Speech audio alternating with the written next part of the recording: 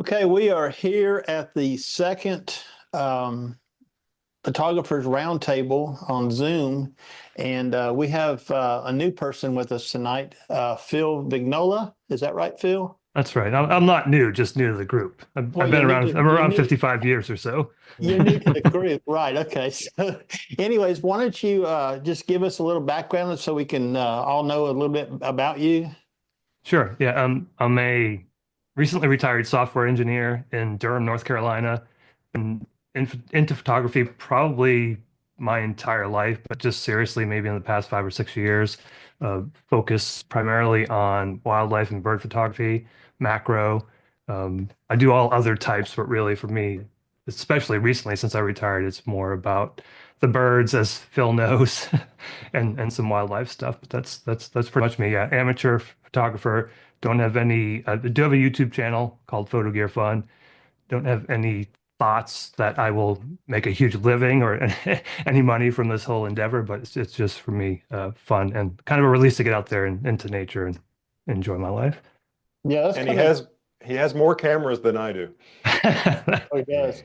Well, yeah, that's good because Phil doesn't have any competition. But so you recently retired? Yeah, I retired in April of last year. So Okay. this will be my first full year of retirement. So you're kind of young for retirement? Yeah, I retired just a little bit before 55. No kidding. Yeah. That's so awesome. Wow. Yeah. Yeah. You're I, gonna have to I, pick up the pace, Ron. You waited way too late. Oh yeah, I know that right. So I, I you're was, much I was, I was blessed to work with a really great company who took great care of me for 20 years and worked in technology for 30 years. So, yeah. Yeah, well that's good. That's good. Okay. Yeah, software engineer. I'm sure you got a lot of cameras. yeah, you can only save so much. You have to spend your money on something, right? So I do have quite a collection. Yeah, yeah. So, anyways, that's good. Nice to meet you, and welcome to the group. And Okay. we're just gonna we do this for about an hour. We don't try to go over. We went over a little bit last time. It was our first time. We went over I think an hour and 20 minutes, but we just kind of get rolling on things. And the first thing I want to touch on myself is I want to hear what Mr. Phil Chattanooga Phil has to say. It's so exciting, okay? Because he's the one that really wanted to have this meeting this week. I said, okay, Phil must have something really cool he wants to talk about. So hit it, Phil. Well, I forgot. So exciting you forgot. Well, let's see if I can remember. I Since want our last thing, seems like we talked about a lot of different things. Like we talked about, we listed our cameras, and I'm down a camera now oh from gosh. from last time. I sold my M50, except MPB didn't like my M50. They liked the kit lens that I sent them, and they wanted to keep my kit lens and send me my camera back. So I had to get on the messenger and say, "Hey, if you're going to send my camera back, I'm going to need my lens." So much for selling the camera. I can't get rid of them. What, Let's see. Go ahead. why did they not want the camera? There's a crack on the screen, and I had a screen protector Uh, on it, and I've had a yeah. screen protector on it with a cracked screen for, I don't know, since 2018. Works great. They pulled the screen protector off based on the picture that they showed me, and it tore the screen up. So not only am I not selling my camera, I'm getting it back in worse shape than I sent it. So way to Yeah. go, MPD. Let's Yeah. see, what was the other thing? David talked about having all of his old 50s in storage totes. Hmm. And so I bought storage totes, and I've got two of them packed. With one's got vintage lenses, and another one's got a bunch of small APS-C primes that I've reviewed. So there's something new that came directly from last month's meeting. David showed us a Viltrox battery for his ZFC. Yeah. I got one on the way. He sold me. Let's see. There was something else that came directly from last month's talk that has changed, but I don't know Well, what. you may come up with it here, but one thing that I noticed before you actually did your first video on the 600 PF was you had done something else. You had not made it public yet, and I seen it. And I said, "Oh, Phil got a 600 PF to go with his Z52 and his Z8. Okay. And then you came out with your video last week, your first video on the Z52. We were out shooting with it. Yeah. Well, Okay. it was on the other channel. I've got this other channel. It's Yeah. got, no subscribers and no views, but I guess you saw it on there. Hey, I'm a subscriber. Oh, I'm a it's got subscriber. it's got 4 subscribers and they're all in this stream. Well, see, Phil, what you want to do is and you probably already know this, is you want to grow a community. Thank you. I'll write that down. It's not about the money. Okay. It's about the people. That's for sure. I watched one of my channels this week, and I've been conversing with Tim about it, and it's so crazy. And I finally come to the realization it has nothing to do with subscribers. Okay.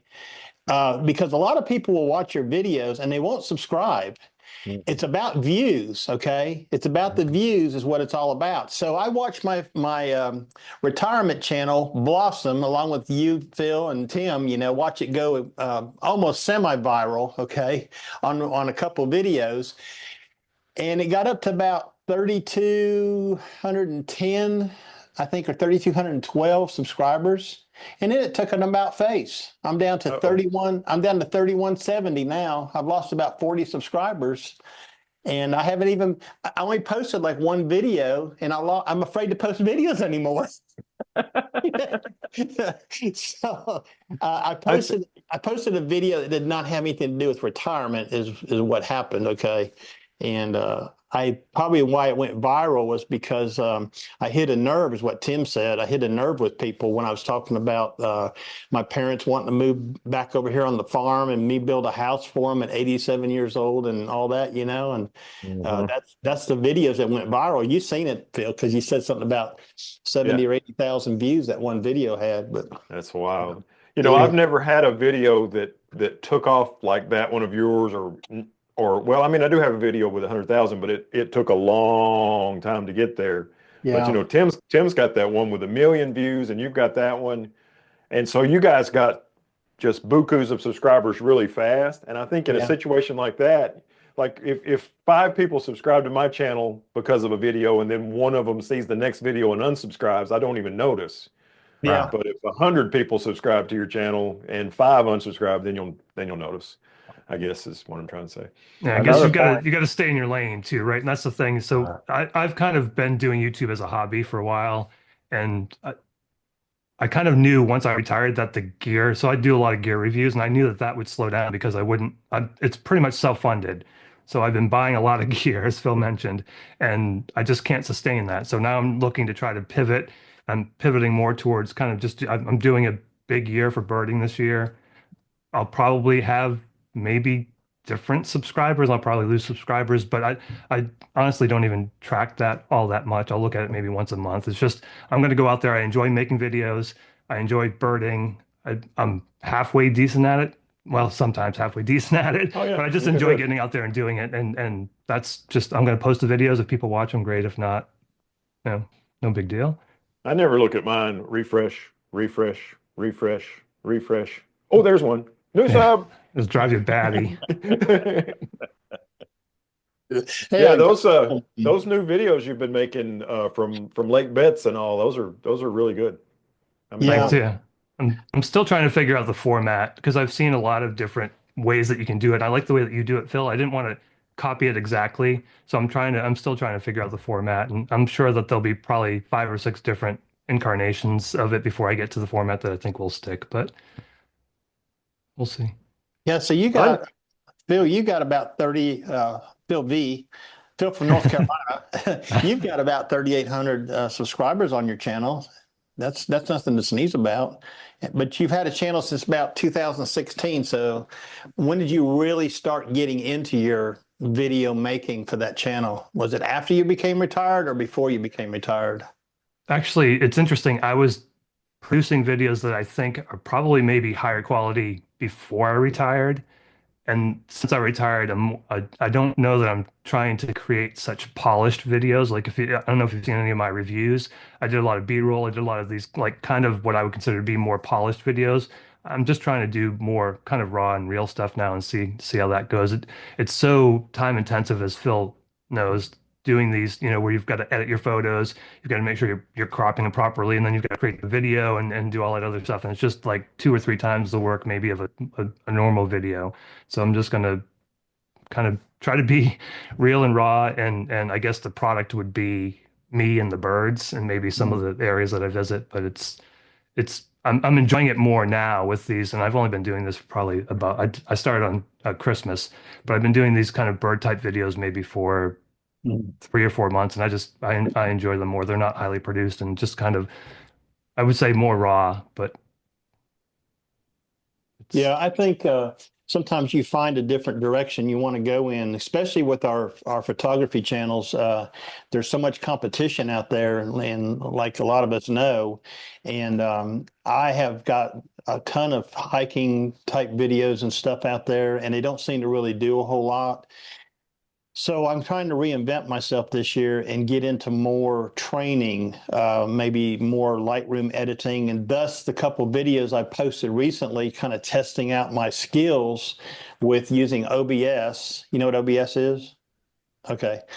With using OBS versus having Lightroom running in the background, recording yourself, and being the whole production, and trying not to be boring at the same time. I did one last night. It went way too long. It was a 45-minute edit, but I edited 5 bird photos and exported them and then showed posting them to Facebook. And it's not doing real well. It may get picked up by YouTube maybe and see if it does well. But yeah, I think reinventing ourselves on the YouTube channels is always a positive thing. I like the raw videos myself. I don't like really a whole lot of polished stuff. A point and you kind about of I want to. joked. Sorry, go ahead, Dave. Oh, I was just going to make a point that Phil mentioned, or he coined the term, Phil Thach, a long time ago about certain videos, and he was talking about, I think, his room tour videos he used to do, and it was that they were slow burn.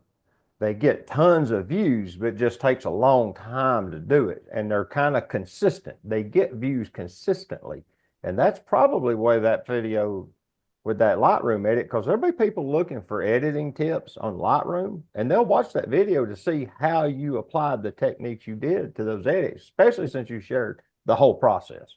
Yeah, I did go back and put chapters in there to kind of skip through it so you didn't have to weed through the whole thing. I did that this morning. But one of the things I get a lot of people around the photo club I'm involved in and some of my Zoom meetings I do for photography, and they want to know specifically how I edited a landscape photograph. Okay. So to me, if you can get that down to about less than 10 minutes, okay, then you can do a bunch of these little edits, okay, just kind of go through them. And each time do like an Anthony Morganti thing where you show something new that they never knew about, how you did that in your photograph. And that's what I'm trying to do. I'm trying to reinvent my photography channel a little bit because I just don't know in the future, what camping and hiking and adventure videos are going to do. I mean, there's just so much of them out there. It's funny. I have a camping channel as well, but I'm just doing a lot of these stuff channels. I'm just kind of doing for myself, and so my wife and I can look back on them, as we kind of go through the years.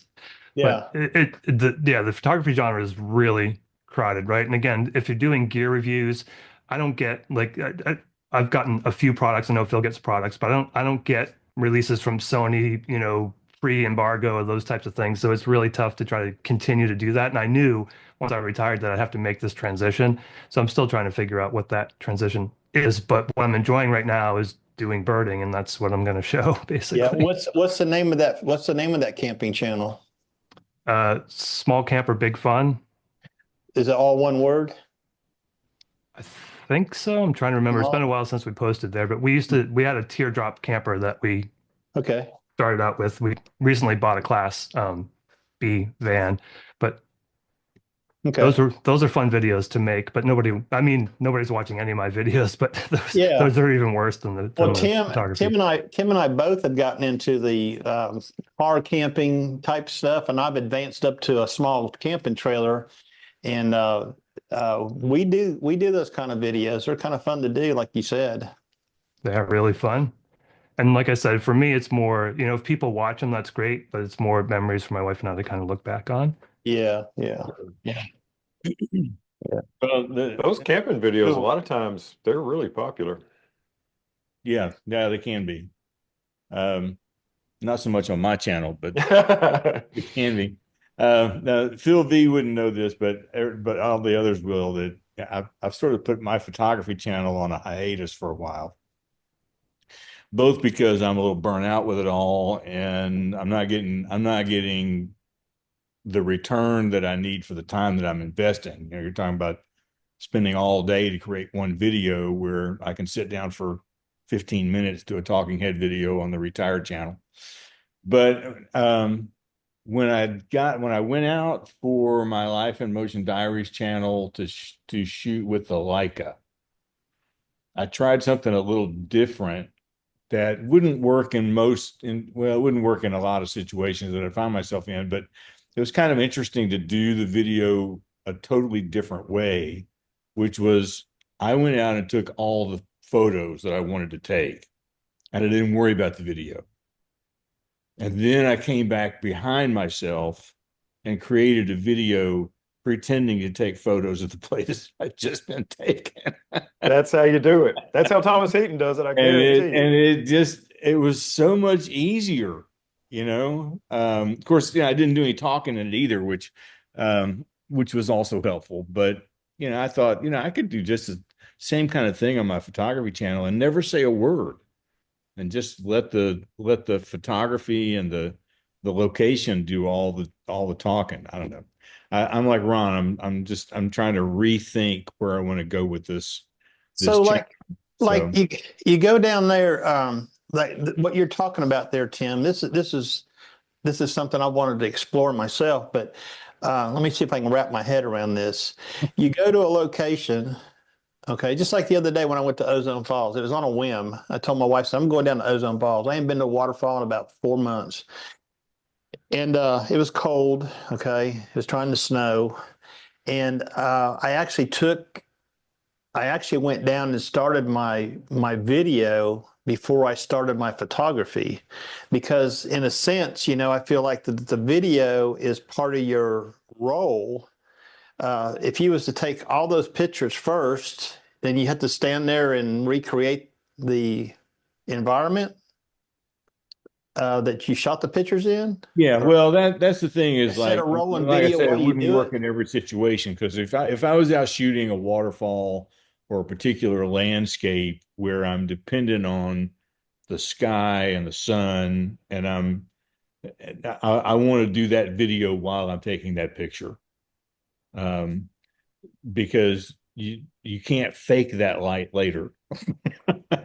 No, I guess that's what I was But getting at. but like when Phil Thach and I, or when David and I have gone out doing some urban photography down in Chattanooga, I've done a lot of videos like that on my own. That kind of photography I could just as easily do, to go around and take pictures and then come back and redo the loop again and concentrate just on the video. And I kind of got that idea from somebody that I saw a few years back, and I don't remember his name. He's a UK photographer. That he's not really well known, but I was enjoying his channel for a while. And he went out doing macro photography in a flower garden, and said in the video, this is what he did. He went out one day and shot all the pictures, and then he came back the next day and shot the video pretending to take the pictures. And I'm like, that's genius, because you're not you've got limited time to get the shot if you're looking for a particular light, and hassling with the video just makes it that much more difficult to concentrate on getting it all right. So I don't know. Like I said, it wouldn't work in every situation, but I think there are some situations where I could do that again and probably come up with a better video. Not, but like Phil V said, nobody's gonna watch it anyway. Well, I don't think the But average I'll be more viewer, satisfied with it. yeah, I don't think the average viewer understands how difficult it is to make these videos. Yeah, So, we've all read the comments and we've all had those comments of somebody who's less than satisfied with the free content that we're providing out of the goodness of yeah, our yeah, hearts, hoping to make maybe just a little bit, but more. Ron, you kind of joked about it, and well, I don't think it was a joke about community, right? And that's really what I'm trying to do is build a community. I think we probably all are. Like this call is great. I'd love to get together and chat with other photographers. When I'm out in the field, I'll try to get together with other birders and talk and other photographers, but I don't think people understand the amount of effort that goes into these videos. And until you've actually set out to try to create one, I don't think you'll ever understand it. It's a lot more difficult than people think it is. Well, Yeah. that's true, and I find on especially on my New Retired Me channel, the people who give me the most grief about something that I've done, I go to look up their channel because I want to see what kind of quality they're doing, and they've never posted a video. I Yeah. mean, Yeah. just shut up. Yeah. Yeah. I do that myself. If somebody is just, being unkind to you or whatever, or they got a real smart answer, that's the next thing I do is I go click on their channel to see what they're doing. And 99% of the time they ain't got a one There's video on nothing. the Yeah. channel. They're They, just, they have no clue what goes into doing right. these kinds of things. I mean, even with the New Retired Me, just sitting in my studio and making a talking head video, there's a lot of work that goes into that, you So, know. yeah. So like tonight, just for example, tonight, for me to prepare for this Zoom meeting, okay, it took me an hour of not only preparing and testing the video, the lighting, the audio, the whole bit, because tonight I'm using my Nikon Z50 Mark II with my AverMedia capture card and my old standby Rode Wireless Go 2 microphones, okay? What's he looking at? Oh, I was looking at your mic, but my camera's in the way. Oh, it's a Rode Wireless Go 2. It's my original Rode Wireless Go 2s I bought when I first started doing videos with the Osmo Action 1. Yeah. I'm using version 1. It's in my shirt. Yeah. The original. Yeah. On the roads. Yeah. Are you using the AverMedia capture card tonight? No, today I'm using the R6 Mark II, which it has its own capture card. You can just plug it into the USB-C port and So it'll you show can up. run a R6 Mark II as a webcam. Mm-hmm. Oh, that's nice. Show That's enough. nice. Can you do that with the Nikon Z50 Mark II? Maybe I haven't tried it. I Right. used my AverMedia when I used it last I time. mean, I'm using HDMI output on the camera tonight, run through the AverMedia capture, the one you told us about a long time ago, Yeah, that I got little two white of them. one, little silver one. I still got it.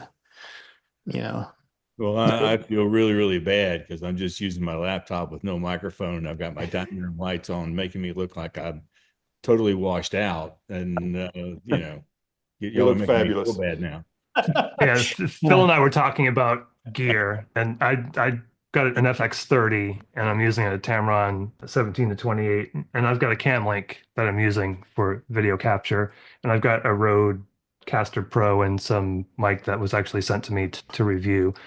But it's amazing how much you can spend, how much time you can spend, how much money you can spend to try to get the ultimate video and audio quality. And in a lot of cases, it just doesn't make any difference whatsoever. Yeah, after No, a few years, you just quit trying. Exactly. yeah. Well, I know when David's at home, he uses a Nikon Z50, don't you, David? The Yeah, Z50, I run it through some Amazon capture card through the HDMI out. right? Yeah, I never use the like webcam feature of the camera. Yeah. I pop it in. That way I can run that boom mic, which is a USB microphone. And Well, I'm Dave, not. just I'm go not. ahead and make me feel really, really bad right now and tell me what the temperature is in Florida. it's 47 here Oh. right now. I'll It be was there next about- week. Actually, I'll be Yeah. there this It weekend. was about 55 today when I went on my photo walk in Ybor City. Hmm. 57. Oh, my bad. Teresa checked it. 57 in Ybor City Hey. today. It was 21 when I left this morning to go on my hunt for the snow goose at my local lake, which didn't Get it? show up. Ah, Hey, I wanted to ask Phil about your totes. You mentioned those totes in the beginning of this broadcast. How big are these totes? Here, let me show you. And you guys are going to be so proud of me I would love to see it. I would because love I got pants on this week. Yeah, he had jammy pants on last week. Yeah, I was wearing a button-down collar shirt Jammy and, pants. and pajama pants. That's always an embarrassing moment when you get up. So I always try to cut the video off when I leave the room. Sometimes I got to leave the room for a health break, and when I'm doing a really long Zoom, and I'll just cut the video out. And you'd be surprised when you do that. Everybody says, "Where'd Ron go?" Well, Ron didn't go nowhere. He just cut his video out. Okay. Yeah, I like to see this tote that he put all these lenses in. I'm kind of curious about that. I bought mine from one of the tool stores in Pigeon Forge, and they're Yeah. the flip lid style organizers, and they're about 4 inches deep, maybe 2.5 feet wide, 15 inches tall with a Okay. handle. Mine don't look like that, but that's a good idea. Did that I come? like this. This came from Walmart. I know. It's a Sterilite, I got 13 it. and a half by 8 by 4 and some fraction that's hard for me to see even with my reading glasses on. What do you got in there?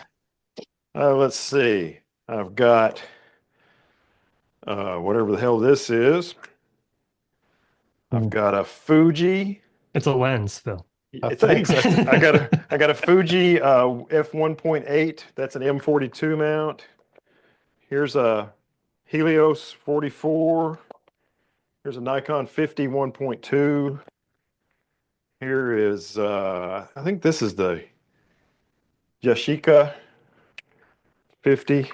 You want to sell that one Is too? that mostly your vintage lenses you got in there? Yeah, and then the other one's got a bunch of here's another Helios.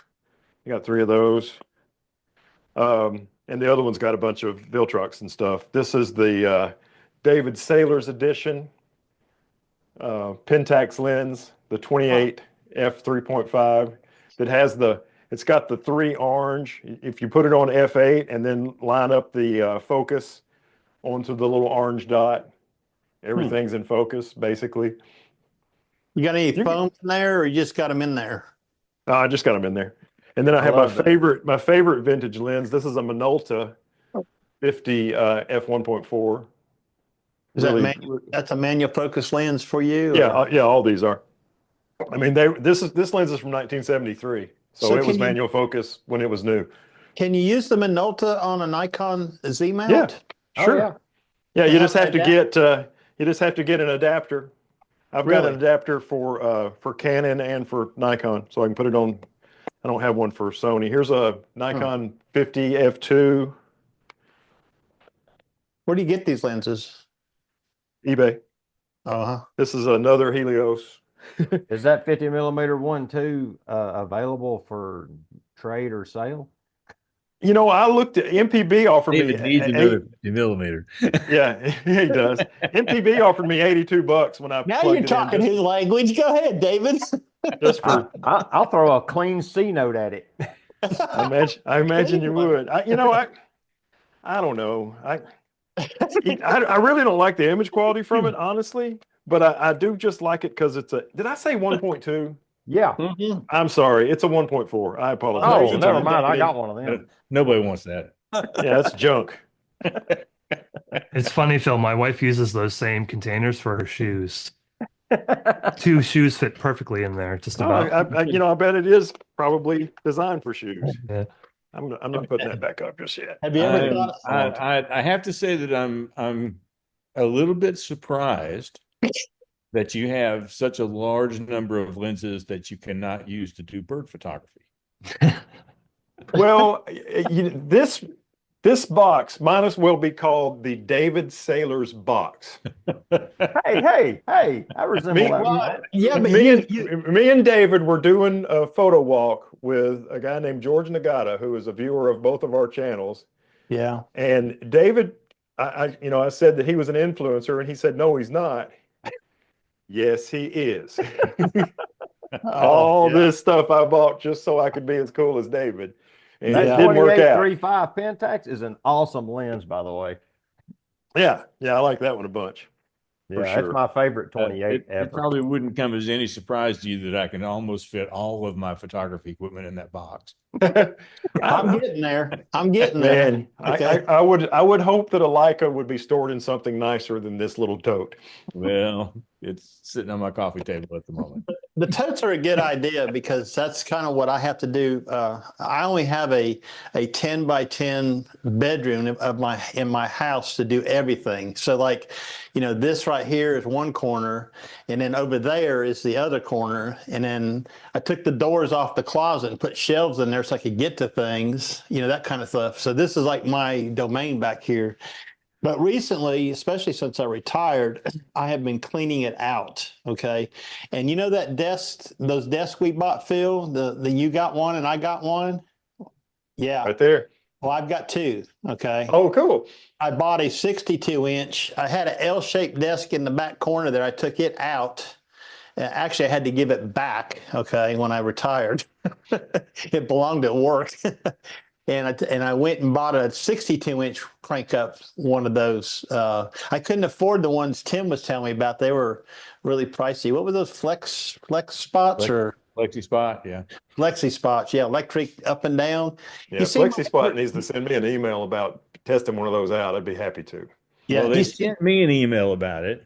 Did they really? I responded and told them that I would love to do a video about them and to send me more information. And that was 2 months ago, and I've been ghosted.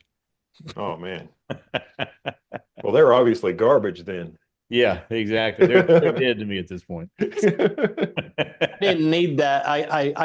I'm good with the manual crank up deal. Okay. And this one here is the short one, the 46-inch. That's the first one I bought. And I've got it cranked up, so I got a bar stool. I'm sitting behind it, so I'm a little bit off the ground. But I've actually redone my room. I'll show you here real quick. It looks good. I have this set up, okay, that I can do here, and then if I just move, I can come over here and set my camera on like a tripod in front of me and do just a little corner shot. Okay, instead of having all this other stuff around me, maybe for another video. And then I've got the one over where my desk is, where I do my editing and stuff, where I did the Zoom last time. So I got like 3 locations now that I can do this. And I bought this arm today, came in today to hold my camera. It's pretty neat. It's a little expensive, but it clamps to the desk, and I may get another one for my light. That way I can take the whole desk and roll it. Everything's attached to it, not have it, separate. But anyways, yeah. That's why I do my videos in the field, because my office is such a mess. Phil and I were talking about this earlier. If I turned this camera around or pointed it down, you would see just how messy. That's why my shot is so tight, because if I went wide, you'd see how messy this office is right now. I've got gear everywhere. I just come in and throw my gear in and kind of. So is that a Phantom drone behind you? Yeah. Is that a Phantom 3, 4 Pro? What is that? That is the 4 Pro. You use it? I don't. It's just more of a museum piece for me right now. I've got the Mini 3 that I use whenever I use drones, and there's a Leica over there too. A Leica? Yeah, I'm not a Leica person, but it's like It's like a L2. I don't know. What is that, David? What's he got? Hold on. Ron, man, we got to get us a Leica. No. Let's see. We're going to get to Ron in just a little bit, okay? I need some advice. TL2. Sorry, not an L2, TL2. What is That's that, a nice David? machine. A TL it's the Gen Z version of a Leica. It doesn't have a viewfinder. You look at the back of the camera only. Yeah. They're great cameras. They have beautiful image quality. I do. And You've got one of those, don't you, David? I had a TL and I sold it several years ago because with reading glasses, I couldn't see the screen. And that was my problem with it. That's the only reason I got rid of it. I like how they have internal storage. yeah. But yeah, you know what it is? It's nothing more than a micro SD card, and it's inside the chassis. If you take the back of the camera off, you can change it and upgrade your own storage. Someone Oh, figured really? that out and posted it. It's just Yeah, a so micro SD card internally attached. So it I ain't like got it ain't like the Apple product. If their memory card goes back, they can replace it. Right. yeah, But B&H had a great deal on this, and I picked it up for almost nothing comparatively. They had one left. It must have been sitting in their stock for a while. They marked it down quite a bit, so I grabbed it. yeah, Leica discontinued all of their APS-C products. They Yeah. don't make anything APS-C anymore. That's Really? why that's why they were trying to get rid of it. I have a CL. I love it. It's a great little camera. It's like the big brother to that one. And I don't know why. I guess they just wasn't moving well enough. But yeah, they now only make full frame products for Well, And cameras. I, do all the Leica camera? Do any of the Leica cameras have interchangeable lenses, or are they all fixed? All of them we talked about so far. That TL2 yeah, does, my CL does, my SL2 and CL and that TL will all use the same lenses. But Tim has a Leica that Yeah, has a the one I bought doesn't change lenses. It's got a fixed 28 millimeter. fixed lens. Mm-hmm. What's that? that is an Oh, X1, oh, it's a Leica. another like pocket camera, basically. Uh-huh. And Have you ever sat down with your wife and let her guess how much you got? You oh, got no, you kidding Do me? not ever do No. that. I got this one used. One of the guys that I follow on YouTube had done a video on this, and it was like $400-500 Tim tried to used. talk me into doing a video like that. No, I said, don't are do you Yeah. that. crazy? All I told her was, is if I die, do not give it away. I won't tell her how much I got. And of course, this week I'm considerably lighter than I was last week. So MPB just settled up with me today. But hey, David, Same here. what are you shooting down there in Florida? Well, today was the ZF and the 50F 1.8S. Yep, there you go, Phil. Yeah, it was knock on all the way today. I also brought my SL2 and the 50F2 Summicron L. Was you doing walk around stuff? Yeah, yeah, I just wandered around the city. So did you take the 500 PF with you? No, it ain't even here. It's at home. I wasn't anticipating being able to do wildlife photography while I was here. Okay. I just didn't even bring it. Yeah.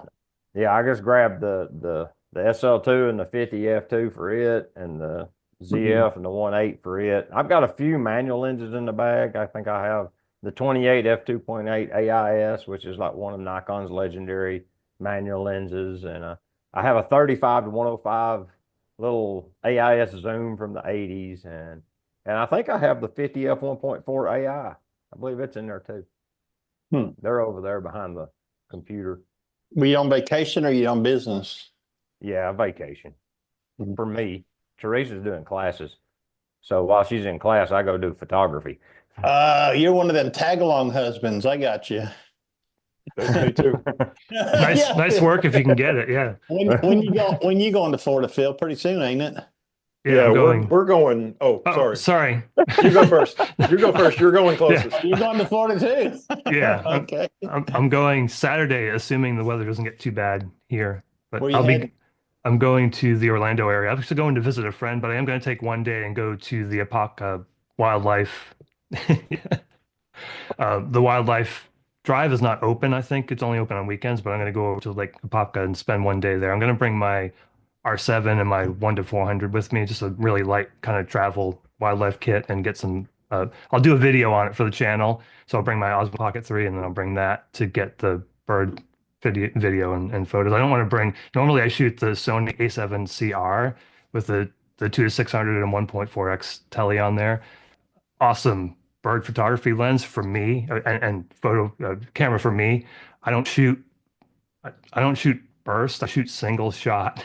One of the few bird photographers that I've seen that actually does that, and the rolling shutter on that is terrible if you try to shoot electronic. It's only like 7 or 8 frames per second electronic, but I shoot just single shot mechanical shutter, and it's 61 megapixels. The image quality is just phenomenal.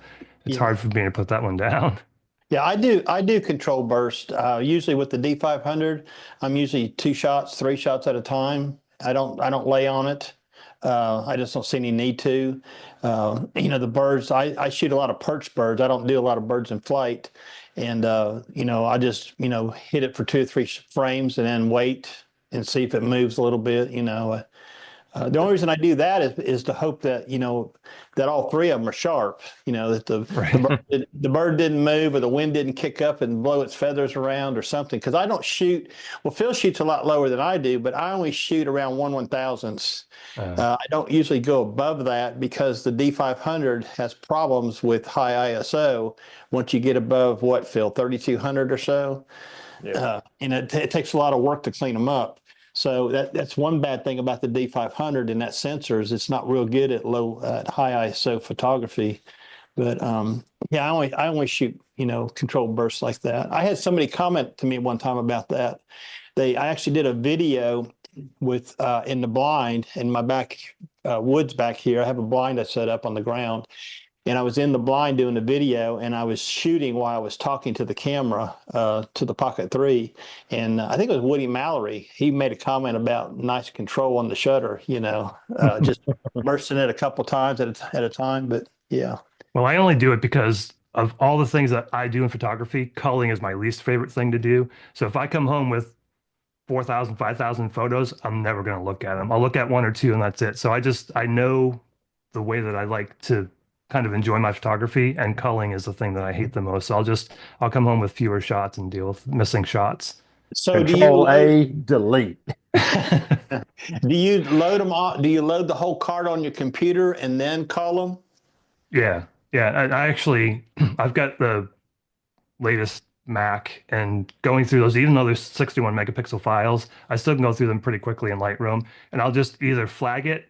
And so if I flag it as something that I want to look at, and then if it's a 1 star, it's something I want to edit right away. And that's my culling process. I'll just go through, flag it if I want to keep it, 1 star if I know I want to edit it first, delete all the things that aren't flagged, looked at the 1 stars first, edit those, and then look at the ones that were just flagged. And it's pretty quick. Yeah, I just did a video on that yesterday on culling. And it's something I never did very much of until recently when my NAS filled up and I was struggling around here trying to figure out what I was going to do. And, I finally figured out, what I need to do? I need to get rid of some shit. That's what I need to do. I just That's started. the other thing that I forgot. Now, Phil deals with external hard drives, which I am starting to do SSD drives for my video. And one of the things I come up with videos is don't keep the source after you create the video. The only reason you want to save your final video that you posted to YouTube was in case something happened to your YouTube channel and you had to recreate the channel. So if you keep the final video in the thumbnail, you're good. All the other stuff can go away because you're never going to go back and use it again. Did you see that flicker?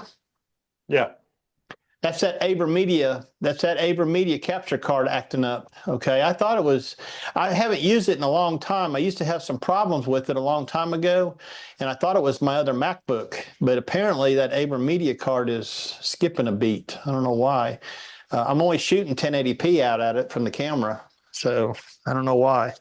Yeah, I've noticed it flicker a few times actually. Yeah, I was going to say that. I have seen it blink. I thought there might have been a power blinking issue because of the weather. No, I thought my monitor was going bad. I was already shopping over here. I think it's on Amazon. Well, speaking No, of, I'm gonna be honest with you, Ron.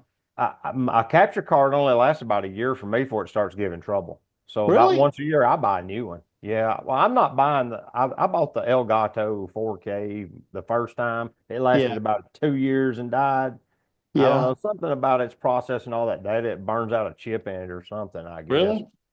Yeah, I just buy a new one every year or so and I may have to. call Well, normally I use the Pocket 3 in webcam mode, and it does a real good job.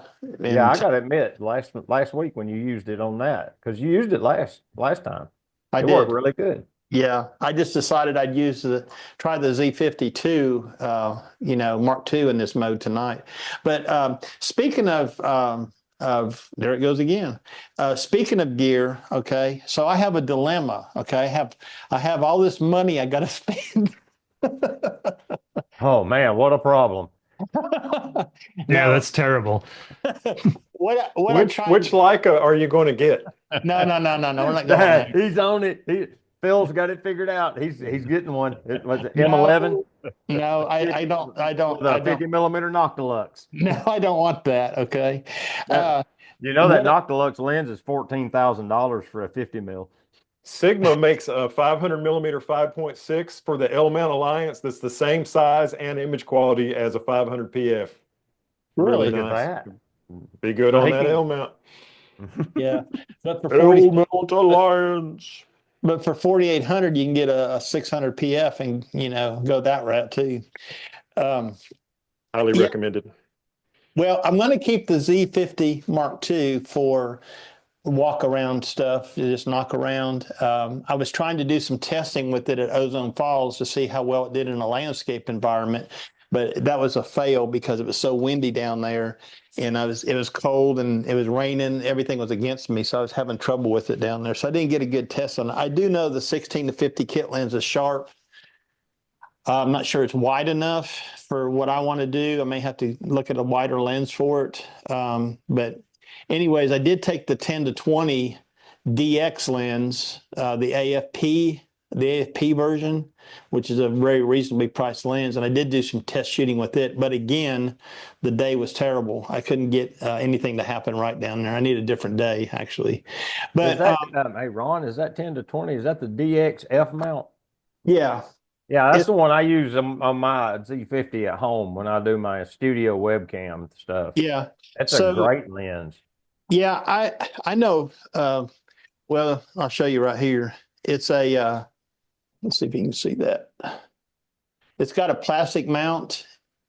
It's not an Yeah, expensive that's one. it. It's a great lens, though. Yeah, it is a great lens. I'll tell you what, Ricky Smith, who lives down in Dayton, and I used to shoot with a lot.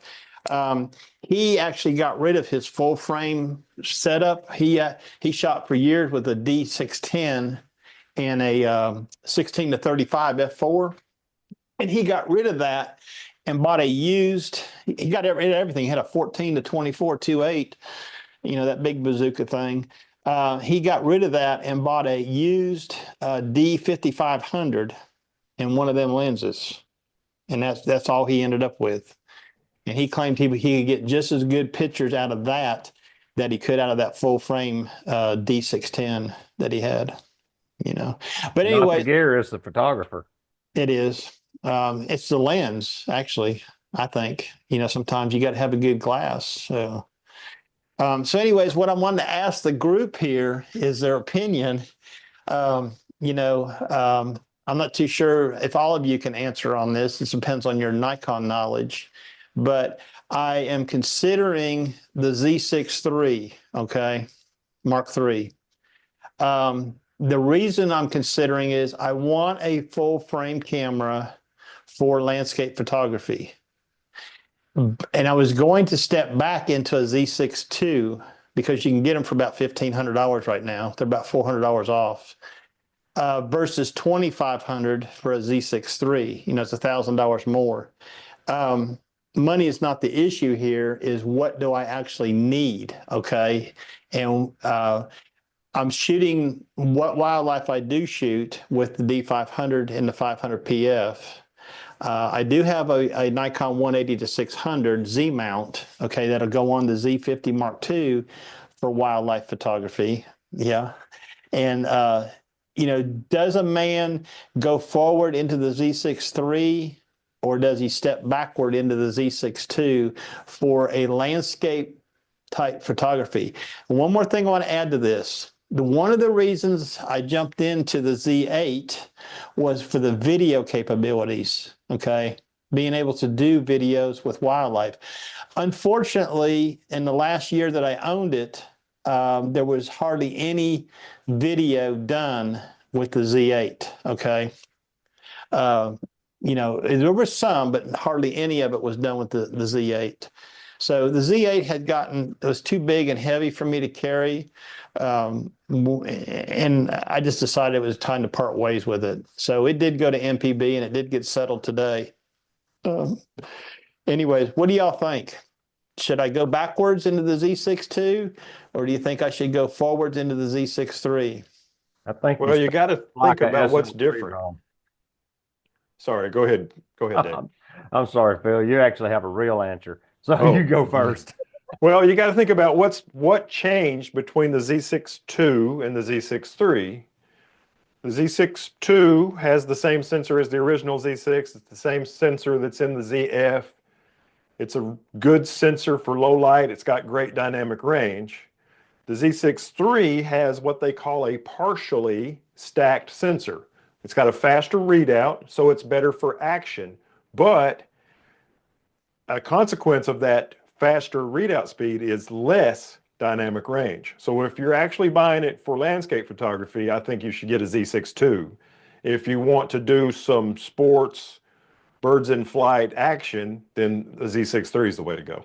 Yeah, I'm not really that kind of shooter. Okay. Even though, I think I want to be, but I don't. Okay. I really want to step back more into my landscape roots. Before, well, it's probably been the last couple of years I have branched out. Um, yeah, probably since 2019. So what I did to kind of reinforce my decision here, I went through my Lightroom catalog and pulled up my metadata to see. I looked at all the photographs that I took. The best year I had for landscape photography was 2018. Okay. There are more keepers, more printed images out of that year. The camera I used that year to produce all those images was a D7500 and a 12 to 24 f4 AFS lens, which is a DX lens. The majority of those were done with that camera. When I went to the Z6 II, I moved from the D7500 to that, okay? And I was quite happy with the images out of it using the 14 to 30 f4 lens, okay? So, and that's another thing too. I still have the 14 to 30 f4, and now instead of a 24 to 70, I have a 24 to 120 f4. Okay. So I'm got the landscape lenses I need. It's just the body I lack. Okay. Well, So you've got the D7500 sensor is that 20.9 megapixel sensor. It's the same sensor that's in it. It's in the D500. And guess what else it's in? yeah, It's in the Z52 that's filming you right now. So if that's the sensor you like, you've already got it. You just get that same lens and you'll be ready to rock and roll. yeah. So you talking about using the 12 to 24 Or on whatever lens it was that you had such success with this your one, D7500. this one right here, the 12 to Yeah. 24 f4. Yeah. Just get your FTZ adapter and put that on your Z52 and you're back in business. Maybe I should try that. No, Yeah, you missed the point, Phil. The point is he's got a lot of money. That's and- right. Money's no object. No, But- the Well, point he could is, fix up the camper. the camper's okay. Here's the point, okay? The point is this, okay? $4,800. This will have to be my last camera purchase forever, okay? I can't. Oh no. I don't I believe can't. it. That's crazy Nobody talk. in this I'm group signing believes off. it. Good night. Yeah, okay, yeah, me too. Yeah. That's not what you came here for. Okay, I'm back. That I'm 24 to not here for them 120 kind of lens, though. lies. But and $1,000 less, okay, for a new one. I could probably get a refurbished for about $900 or $1,000 from Nikon, but for a brand new Z6 II, it's $1,000 less than the Z6 III. And that's what I wanted. That's what I wanted to ask. Well, can I ask you a question? Yeah. Do you prefer the Z, I'm gonna say Z6 style body over the ZF? Because the ZF and the Z6 II have the same sensor, right, Phil? Yes, sir. Yeah. Yeah. And it's got IBIS. It's got all that eye and face detect stuff built into it. I got, you can get them from MPB in like new condition for pretty reasonable money, like less than $2,000. For what? For a ZF. They had a stack of them when I was looking for mine. Well, isn't a new one like $19.99? It was several $100s cheaper than what a new one was. Right. But yeah, they had a bunch of them, and it takes beautiful photos. Yeah. And let me tell you, that video that you made on the Sittons Gulch Trail when your battery ran dead and you made a little video clip with the ZF and the 51.8, man, that looked premium. That looked so The good. separation, I asked you a question, you probably didn't see it, and I asked you if you were filming that segment with the ZF because the background separation on that was phenomenal. Okay. What's that? Yeah. That's $19.99 for a new ZF. For a new one. But you know David, what's not me is all them dials on top, for the ISO. You can turn all that off. It's just like the Fuji X-T3. You can run the thumb wheels. It's got both wheels. So you don't have to use the thumb wheels to change your stuff? There's one thing it's missing. Yeah, and that is right here. It's got the front command dial, it's got the back command dial. The one thing it doesn't have, and it's got a PASM switch too, I believe. What it doesn't have is a quick way to switch from manual ISO to automatic ISO. You got to dive into the menus to do that. Yeah, I have it set in my custom menu that you can build at the very bottom. The little I menu. Yeah, well, you go into the menus, you can set up your own private one or whatever you want to call it. Okay, I got you. Yeah, I stuck it in there so I can just run to the bottom and that's the one that leaves pulled up all the time because I leave it there. And then it's just click on the menu, turn it on. But yeah, he's right. For whatever brainstorming reason they had, there's no auto ISO option on the dial. There should be an A on the dial. Is there a U1, 2, and 3 on the dial? No, it doesn't have programmable options like that anywhere in the camera. Okay. You can't build your settings and save them user settings like the D7000 had. It doesn't have that functionality at all. That is a drawback.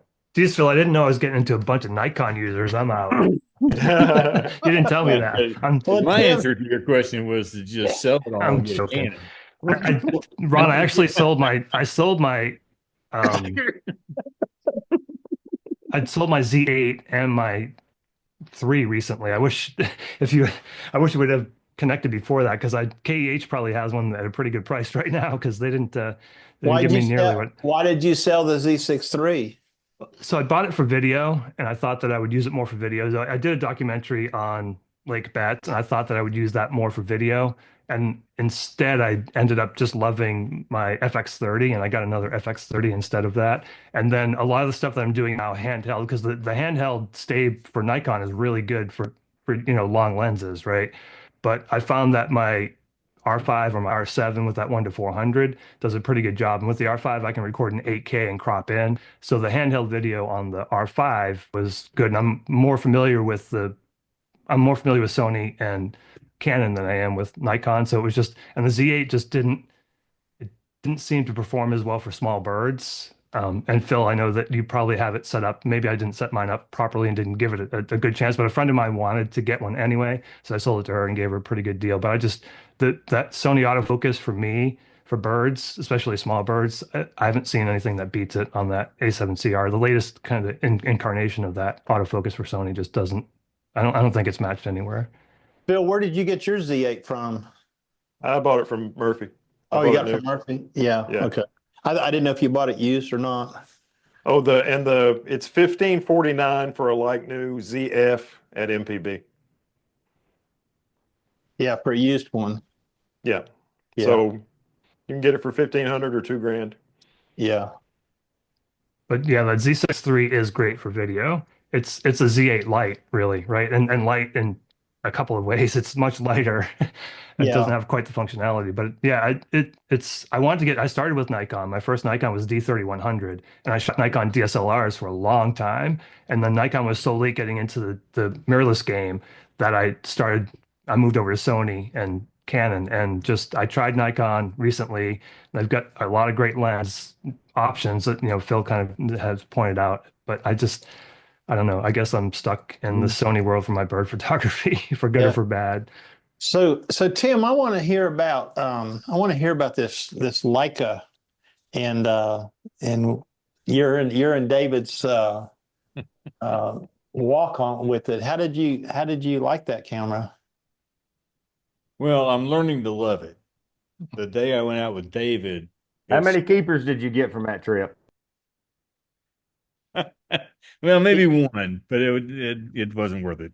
Well, was it a blur problem, a focus problem? No, well, some of them were that, and then some of them were, I had it on auto ISO, and some of them were just overexposed. Um, and so I came home after that, made a few adjustments. One of the things too is that what I didn't realize, David pointed out to me, is because it will shoot either in directly into D&G, doesn't shoot RAW, shoots D&G or it shoots JPEG. And in the JPEG setting, you can set it to shoot 28 millimeter, 35 millimeter, 50 millimeter, and maybe 70 something millimeter. I don't remember what the last one. There's 4 settings there. And when it came to me, the JPEG was already sitting at 50 millimeter.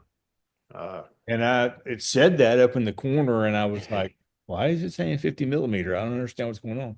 So, I didn't have any clue what I was doing with it when I went out with David. So I went back and I made a few adjustments to some of the settings and how I could get to things easier before I went out to Sculpture Park. And at Sculpture Park, I think I had the ISO pretty much set at 200 for the day. It was kind of overcast. I might have bumped it up a little bit in a couple of shots where there was a lot of shadow, but what I was trying to do when I went out with David, what I was trying to do was get the high contrast between light and dark. You don't get that when you're shooting auto ISO. It doesn't happen. But My pictures had high contrast. And the other thing that I found too is that I've got to think about editing totally different. I was going to ask you about that. Yeah, I mean, all the things that I'm used to doing to create black and white images from color, that just got chucked out the window. I mean, none of that stuff is even available to me in Lightroom. It just automatically goes to black and white, and there's no hue settings to play with. There's, you can't adjust a lot of that kind of stuff, and so I've been having to try to figure out, how do I get this difference between light and dark sharper and more robust, crisp. and so I that the pictures that I took at the Sculpture Park were kind of an experiment to get that. Mm-hmm. Have you tried it in JPEG mode and just used the JPEGs straight out of the camera to see what? I shot there, I shot in D&G and JPEG, but I still went ahead and edited the D&G files.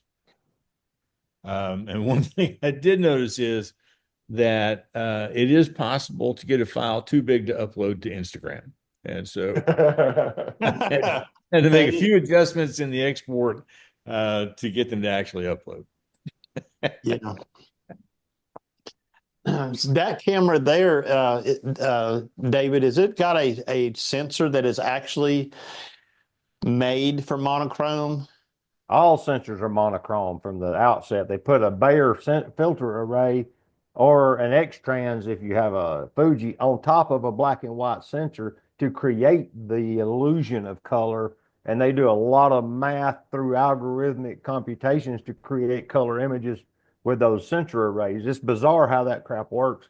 His camera has my sensor in it with the Bayer filter array completely removed.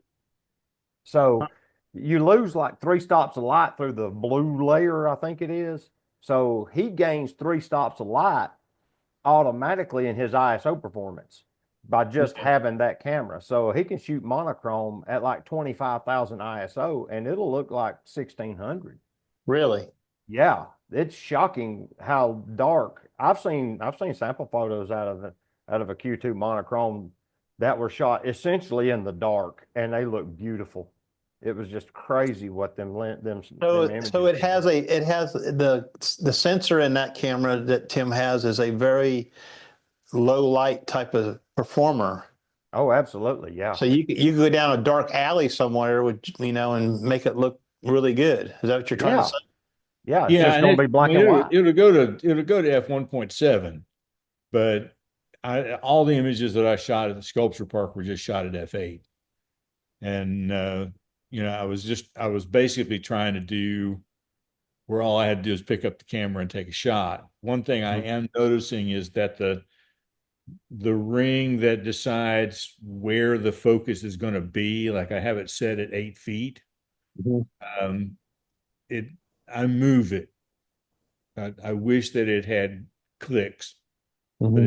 it's real free flowing. So I have to keep looking at that along the That way to make camera's sure that I manual haven't focus? screwed it up. Do what? Is that camera manual focus? No, it'll do autofocus. Okay. I was just curious. But the manual ring will override it and he push it off location. Gotcha. Yeah. Gotcha. Yeah. That's pretty interesting. So, having a fixed 28 millimeter lens, is that going to bother you in the future? Or you going to live with that? No, I love the 28 millimeter. I mean, if I were taking my R6 Mark II out to do street photography, it would always be a choice between the 28 and a 35. I Yeah. like to a lot. And on my phone, I have my phone main camera set to 28 millimeters instead of 24. Okay. So I shoot in 28 a lot. Yeah. I'm glad you said that because I was looking at my iPhone, my new iPhone 16 Pro Max. Yeah. I was looking at the camera settings on it, and I noticed that you could do that in those lenses. That you could set it for that lens. That's the lens you want Yeah, to it'll be. go 24, 28, and 35. Yeah, yeah. Do you think a 28? Everybody is. Do y'all think a 28 millimeter on a full frame camera is the ideal street lens? No. Not for me, but I reviewed a Viltrox full frame 28 and I really enjoyed it. But I like street photography in Chattanooga is not like street photography in New York City. Yeah, he's right on the nose so of that one. you You're need shooting, you're a lot of For times. me, I need more focal. But Tim's not taking pictures of people. Tim's taking pictures of Right, but for street stuff, you think you need something wider than a 28? no, I need more longer. telephoto. Oh, more telephoto. Yeah. Okay. Yeah, I use 35 normally. Phil shoot with his 70 to 200. Yeah. Seriously, he does. So does I shoot with a Ray 50. Saldano. Yeah. Yeah, that's the whole reason I want to buy that crazy 135 f1.8 Plena lens. Plena? Oh, jeez. I want to use it for street photography. Yeah. Yeah. 135 is a really nice focal Well, length. I got the Nikkor AFS VR 105. Okay, macro lens. Why not? Can you use that for street photography? Absolutely. Oh, Yeah, yeah. you can. You know what? You can use any lens for street photography. You can use a telescope if you want to. Hey, I Whatever. went out with that 10 to 20 once with Phil. Yeah, he got all sorts of interesting photographs that day. It takes some really fantastic images. Can you imagine going around Phil with a 2 to 600 for street photography? That would be interesting. Maybe we should make a video on that. May do that. That would be pretty cool. Maybe what we should do is go follow Phil and we'll do the video while he's doing and Heather had that way we can get the crowd's reaction when they see him. Heather used to use she had the Tamron 18 to 400, which is I think that may be, those numbers may be slightly askew, but anyway, she was using that on a Z50, so she had a 1.5 crop and was doing street photography with it. Her shots were beautiful. Yeah, I wish I was closer to all you guys. I'd love to get together and shoot some videos.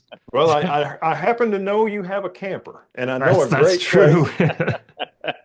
There's That's state just park. right over the hill from me is this place called Harrison Bay State Park. Yeah, actually, they all their sites look like they're paid. We're getting off track for photography, but all the sites look like they're paid. It actually looks like a really nice campground there. Set it up. I'll haul my camper down to Chattanooga, and we'll stay at the state park, and we'll go hang out with the 3 Chattanooga photographers. Okay, that sounds good. I've been wanting to go down and do it anyways because I think Chattanooga is just a really cool town to do photography in. I mean, just from what I've seen from these 3 guys. Yeah, and if anybody gets over to North Carolina, Central North Carolina, look me up in Durham because there's some spots around here too for just about anything you could imagine. So yeah, I'm retired now, so I'm pretty mobile. yeah, I thought I would be too, but not as mobile as I thought. You Yeah. should, Ron, you should look at some of his videos he's made from Lake Betts. I've seen some of them. Yeah, I was on his that's channel a- yesterday. Yeah. That's a cool spot. I would love to visit there if it wasn't so far. It's an amazing spot. Yeah. We've had two snow geese there. So we are hundreds of miles from the coast, right where the snow geese would normally go. And this is the second, we saw one yesterday. This is the second snow goose we've seen there. But we've got all kinds of interesting visitors there. But there's been, I think, in that one spot, it's a really small lake, like 186 different types of birds reported there all time. So it's a pretty good size hotspot for such a small area. If you study the flyways, okay, the Eastern Seaboard Flyway and the Appalachian Mountain Flyways, you're right in the middle of the two of them. Right. Yeah. So you would get an overflow from both of those flyways. And a lot of them birds just stop for the winter when they find a good place to stay. They don't care, really. The last couple of days, I've had two flickers, northern flickers in my backyard, and I've never had them before. And I feed birds. I feed them in my backyard. Yeah, me too. Yeah. So, I mean, but well, anyways, we are at 1 minute and 1 hour and 10 minutes. Okay. And I'm going to end the video recording, and want to thank everybody for showing up and being part of the second what was it? What do we call it? The Photographers Roundtable? Is that what we called it? Okay. Y'all have a good night now.